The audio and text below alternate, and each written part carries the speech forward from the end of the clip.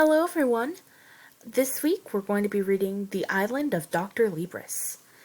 And I hope you guys have a nice Christmas break. It should be about that time by the time I'm getting this out to you. But I hope that you've had a good semester, and if you want, like I said before, if you don't have this class again, I'm not really sure how this works, but if you don't have this class again and want to continue listening to this series, it's up on my YouTube channel, Eliza's Creativity Corner, and all of my videos will be posted there. So if you want to listen to previous ones, listen to ones that have already been done, you can, all of it is uploaded there and archived. So yeah, let's get on with today's reading though. I'll read you the blurb. What if your favorite characters came to life? Billy's spending the summer in a lakeside cabin that belongs to the mysterious Dr. Libris, but something strange is going on.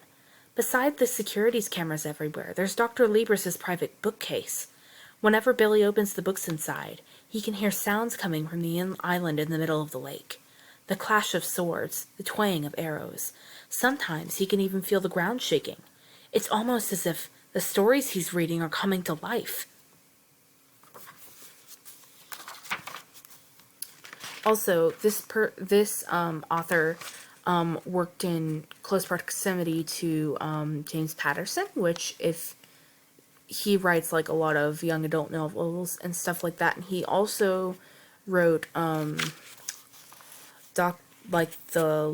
me see, actually, it should be listed here. Escape from Mr. Lemoncello's Library, which is very popular. So, anyway, let's get started. The Theta Project. Lab Note 316. Prepared by Dr. Jean Libris.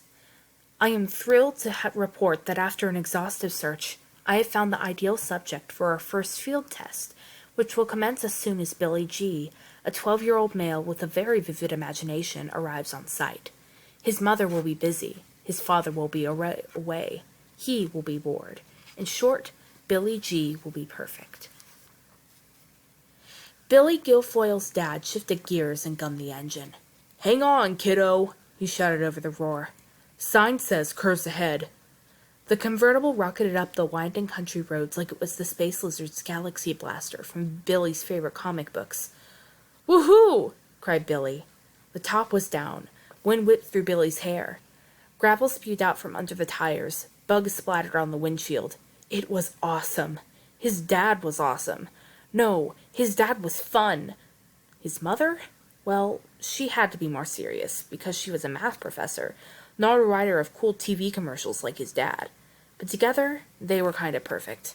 At least Billy thought so. His parents? Not so much.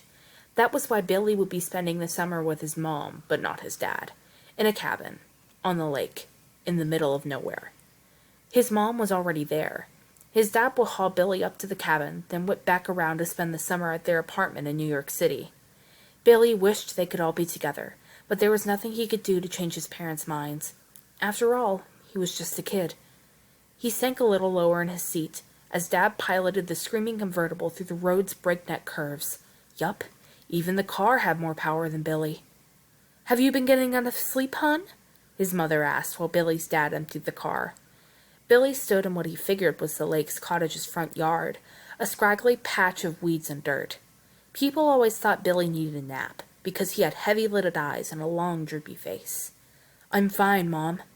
"Okay," his mother said, with a smile that looked like it hurt. "Well, welcome to Lake Katrine. I think you'll like it up here. We have a dock out back and a rowboat." Billy nodded. He wasn't all that big on water sports. "You can go exploring out on the island," she added. "Great." Billy played along. He didn't want to make his mom feel sadder than he could tell she already did. "Oh, I nearly forgot. I saw some other kids in the cottages on either side of ours. 2 of the boys looked like they're your age. Maybe you guys will become friends this summer." Billy's dad hauled over Billy's suitcase. "That should do it." "Thank you, Bill," his mother said politely. "No problem, Kim." His dad stared off at the sparkling water behind the cabin. "Good old Lake Katrine. I'm surprised you remember it." "Definitely.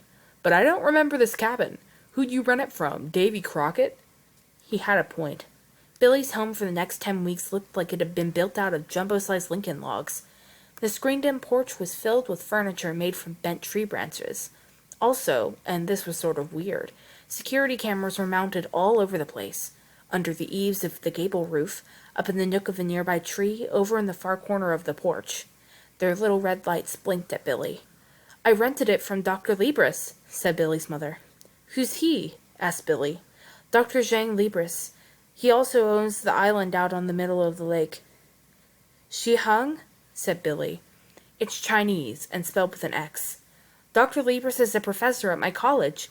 Since he won't be coming up here this summer, I was able to rent his cabin at a very reasonable price."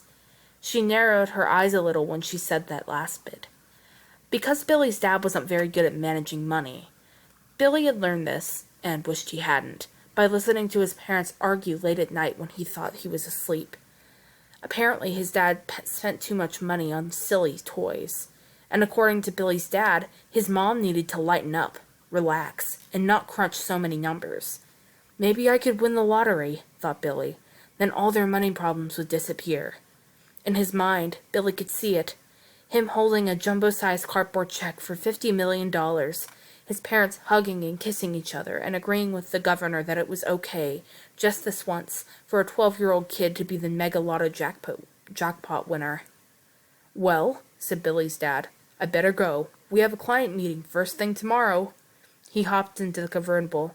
"See you in a couple weeks, kiddo." And with one last wave, Billy's father sped down the road, his tires spitting gravel the whole way. That's it. I hope you enjoy this and this short reading of the chapter, and I hope you have a very nice Christmas break or whatever holiday you celebrate. Goodbye.